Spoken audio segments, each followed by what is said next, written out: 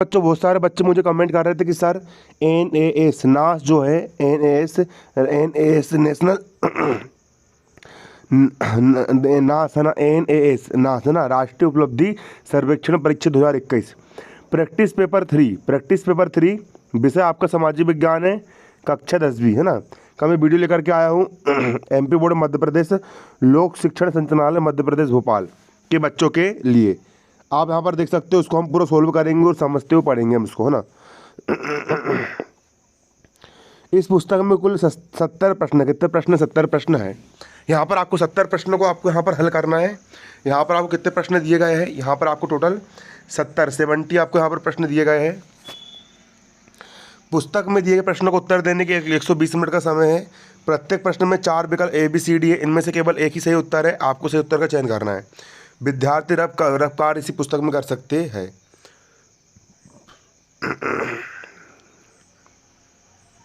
आप देख सकते हो यहाँ पर पहला क्वेश्चन आपका क्या है? पहला क्वेश्चन यहाँ पर आपका है ब्रिटिश नाइजीरिया कलाकार यिंका शोनी बारे द्वारा बनाया गया एक चित्र यहाँ दिखाया गया है। इस चित्र के बारे में शोनी बारे कहते हैं, ये काम हूबहू दीवार पर किसी छींटे की तरह है। मैं सिर्फ इसके एक दुर्लभ वस्तु बनाने के बारे में सोच रहा था। इसकी दुर्लभता का कारण हाल ही में घटित युद्धों का एक स्रोत है। मैं उन लालची कंपनियों के परिणाम स्वरूप होने वाली आपदाओं के बारे में भी सोच रहा था जिन्होंने वनस्पतियों और जीवों को नष्ट कर दिया और नदियों को गंदगी का नाला बना दिया। इस चित्र का मुख्य विषय क्या हो सकता है? क्या हो सकता है चित्र का विषय? देखो, नाइजीरिया में भोजन का अभाव नहीं, क्योंकि भोजन की कमी होने से नदी तो गंदा होने से रही। नाइजीरिया का अन्य देशों के साथ व्यापार, क्या व्यापार करने से नाइजीरिया गंदा होगा? नहीं होगा। नाइजीरिया गुलामी का इतिहास, उससे गंदा नहीं। नाइजीरिया के पास, इसका आंसर आएगा ए, नाइजीरिया के पास समुद्र तेल संसाधन। अगर नाइजीरिया के पास में समुद्र में जो तेल संसाधन है उससे जब तेल निकालते तो नदी का पानी पूरा गंदा हो जाता है और नदी जो है वो नदियों को गंदगी नाला बन गई है। इसलिए कोई बच्चे इसमें दिमाग लगा सकता है। इसका आंसर क्या आएगा? ए नंबर का आएगा, नाइजीरिया के समुद्र तेल संसाधन। दूसरा आप देख सकते हो, दूसरा प्रश्न यहाँ पर आपका क्या कह रहा है? थार एक्सप्रेस एवं समझौता एक्सप्रेस 2 ट्रेन सेवाएं हैं जो भारत और पाकिस्तान के बीच चलती है। भारत से लेकर पाकिस्तान के बीच में 2 रेलगाड़ी चलती है, 2 ट्रेन चलती है जो कि भारत और पाकिस्तान से चलती है। ठीक है, कितनी रेलगाड़ी चलती है? 2 रेलगाड़ी चलती है। निम्नलिखित में से कौन सी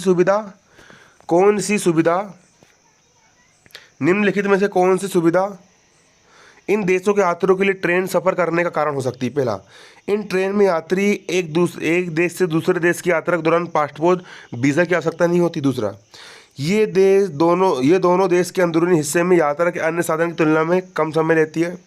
ये ट्रेन दोनों देश के बीच एकमात्र साधन है।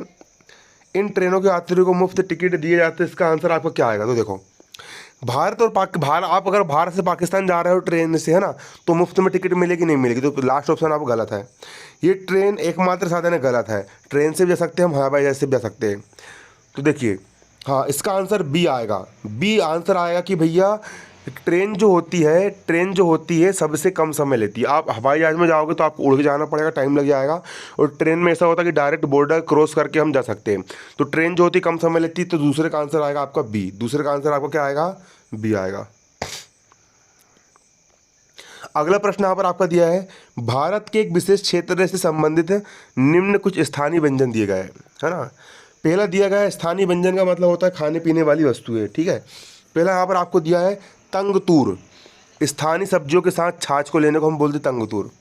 नमथुक, नंगापे भुना हुआ जौ का आटा के साथ बना हुआ सूप। नमक, काली मिर्च और याक के दूध से बना स्थानीय मक्खन।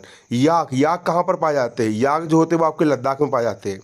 मोक किसको बोलते हैं? उबले हुए डपलिंग्स जो स्थानीय सब्जी मांस से भरे होते हैं, इसको अपन मोक बोलते हैं। चूटांगी जो सब्जियों या मांस और गेहूं नूडल्स के साथ बनाया जाता है। तो ऐसे जो 4 प्रकार के जो भोजन है किस क्षेत्र में बनते हैं? तो भाई ये 4 प्रकार के जो भोजन है ना, आप यहाँ पर दिमाग लगा सकते हो, ये लद्दाख में बनते हैं। कहाँ बनते हैं? लद्दाख में बनते हैं। कहाँ बनते हैं? लद्दाख, क्योंकि लद्दाख में ही आपका याक पाया जाता है। एक याक एक प्रकार का जानवर होता है जो लद्दाख में पाया जाता है।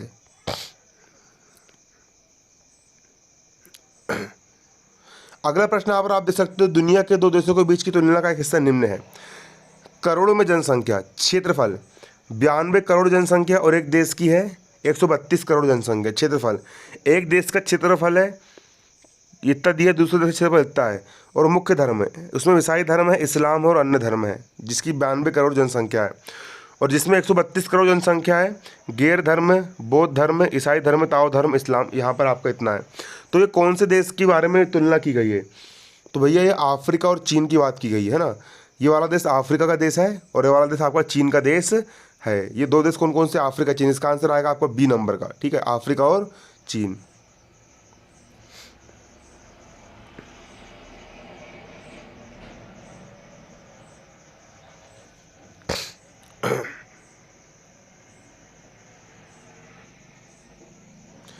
अब आप देख सकते हो आपका अगला क्वेश्चन है, दी गई जानकारी के आधार पर प्रश्न 5 और 6 का उत्तर देना है। तो हम जानकारी को यहाँ पर अच्छे से पढ़ेंगे तभी हम उत्तर दे पाएंगे, ठीक है। यहाँ 13वीं शताब्दी के एक सूफी रहस्यवादी कवि, है ना, 13वीं शताब्दी मतलब सन 1200 से लेकर के 1300 तक का जो समय था उस समय, है ना, एक सूफी रहस्यवादी कवि थे, उनका नाम था जलालुद्दीन रूमी की तस्वीर दिखाई जा रही है। इस्लामी परंपरा के अनुसार रूमी ने मनसबी नामक एक पुस्तक लिखी।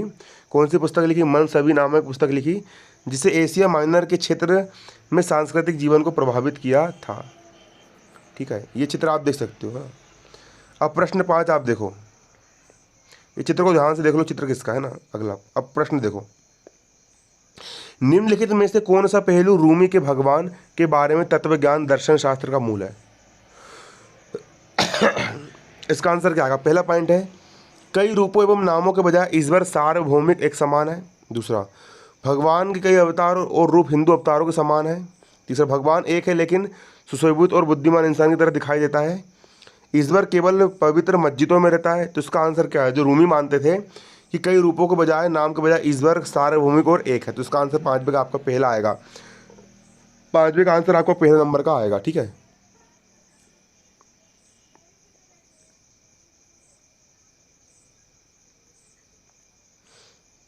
अब आप 6वां प्रश्न यहाँ पर देख सकते हो, रूमी ने समा को संगीत सुनने और पवित्र नृत्य करने के लिए प्रोत्साहित किया। किसने? रूमी ने। जो रूमी था, रूमी ने किसको? समा को संगीत सुनने के लिए प्रेरित कर और पवित्र नृत्य करने के लिए प्रेरित करा। संगीत ने भक्तों को अपना पूरा ध्यान परमात्मा पर केंद्रित करने में सहायता की। संगीत के माध्यम से भक्त ने पूरा ध्यान परमात्मा में केंद्रित कर लिए। इस विचार से घुमक्कड़ दरवेशों का अभ्यास विकास के अनुष्ठान के रूप में हुआ। निम्न में से किस देश में घुमक्कड़ दरवेशों का पारंपरिक प्रचलित है? कौन से देश में, है ना? 6वें का आंसर आएगा आपका ए, तुर्की। तुर्की एक ऐसा देश है जहाँ पर घुमक्कड़ दरवेश का समारोह चलता है, ठीक है, तुर्की देश। इसका आंसर क्या आएगा आपका? तुर्की आएगा।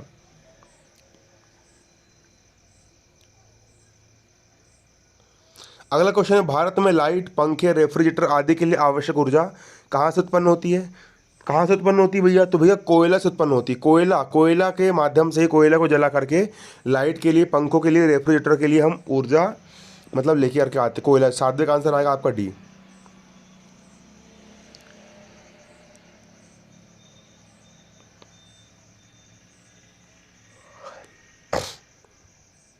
यहाँ पर 326 ईसा पूर्व में हाइडास्पेस नदी की लड़ाई भारत के राजा पोरस के खिलाफ सिकंदर की रणनीति का नक्शा दिखाया गया है, ठीक है। ये नक्शा क्या दिखाया गया है? देखो, ये नदी दिख रही है, इस नदी के इस तरफ सिकंदर है और इस नदी के इस तरफ पोरस है, और दोनों की यहाँ पर क्या चल रही? लड़ाई चल रही है। ये लड़ाई हाइडास्पेस नदी के किनारे लड़ी गई थी, जो अब पाकिस्तान में, जो कहाँ पर अब पाकिस्तान है, उसको ब्यास नदी भी कहते हैं, ठीक है।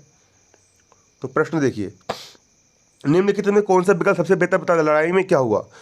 पहला, पोरस नदी पार करके अपनी सेना का हिस्सा सिकंदर के शिविर में भेजा, क्या ये हुआ था? दूसरा, सिकंदर के जनरल क्रेटरस ने पोरस के शिविर में प्रवेश किया, इसको हराया, ये हुआ था। तीसरा, पोरस के सेनापति ने सिकंदर के सेनापति से बात की और लड़ाई से पीछे हटने का फैसला लिया। चौथा, सिकंदर अपने हिस्से की सेना नदी के किनारे तक चला गया, फिर नदी पार कर गया, क्या हुआ? चारों में से कंडीशन आपकी यहाँ पर क्या हुई? तो इसका आंसर आएगा आपका डी। सिकंदर अपनी सेना के हिस्से को साथ नदी के किनारे तक गया और फिर नदी सिकंदर ने पार कर गया, लेकिन इस युद्ध में सिकंदर को मुंह की खानी पड़ी तो सिकंदर हार गया था। तो इसका आंसर आएगा आपका डी। अगला आप नौवां प्रश्न देख सकते हो। नौवां क्या बोल रहा है, व्यापार संघ का सबसे सामान्य उद्देश्य क्या होता है। व्यापार संघ क्या चाहता है, व्यापार संघ का उद्देश्य क्या होता है। तो देखो, पहला, आयात और निर्यात का संतुलन सुनिश्चित करना। क्या व्यापार संघ आयात और निर्यात का संतुलन करता है। दूसरा, वस्तु और सेवाओं के बाजार मूल्य को विनियमित करता है। तीसरा, रोजगार की स्थिति बनाए रखता है या बेरोजगार को अवसर प्रदान करता है। तो 9वें का आंसर आएगा सी। व्यापार संघ का समान उद्देश्य होता है कि भैया रोजगार की स्थिति बनाए रखना, सब हर व्यक्ति को रोजगार मिल सके और उसमें सुधार करना, और उसमें क्या करते रहना, सुधार करते रहना। ये इसका क्या है, आंसर है। ठीक है।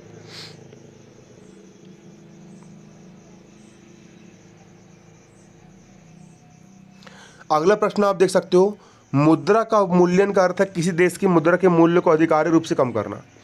जैसे कि जब भारत देश आज़ाद हुआ था तो अमेरिका का $1 भारत के ₹1 के बराबर था, लेकिन भारत देश का जो मुद्रा है उसका मूल्य कम होते जा रहा है। अब अमेरिका का ₹1 भारत के ₹76 के बराबर है। अमेरिका का $1 भारत के ₹76 के बराबर, इसको हम मुद्रा का अवमूल्यन कहते हैं। कब होता है, तो देखो, किसी देश में मुद्रा का अवमूल्यन पश्चात क्या होता है, मुद्रा का अगर रेट गिर जाए तो क्या होता है। तो इसका आंसर आएगा सी, निर्यात में वृद्धि और आयात में कमी होती है।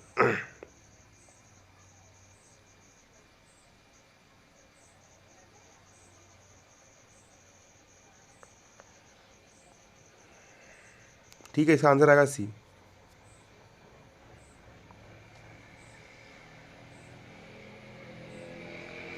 अब यहाँ पर आपको एक जानकारी दी जा रही है, इस जानकारी के आधार पर आपको प्रश्न 11 और प्रश्न 12 का आपको उत्तर देना है। आप यहाँ पर देख सकते हो जानकारी आपको क्या दी जा रही है। बच्चों, आज की वीडियो में इतना ही।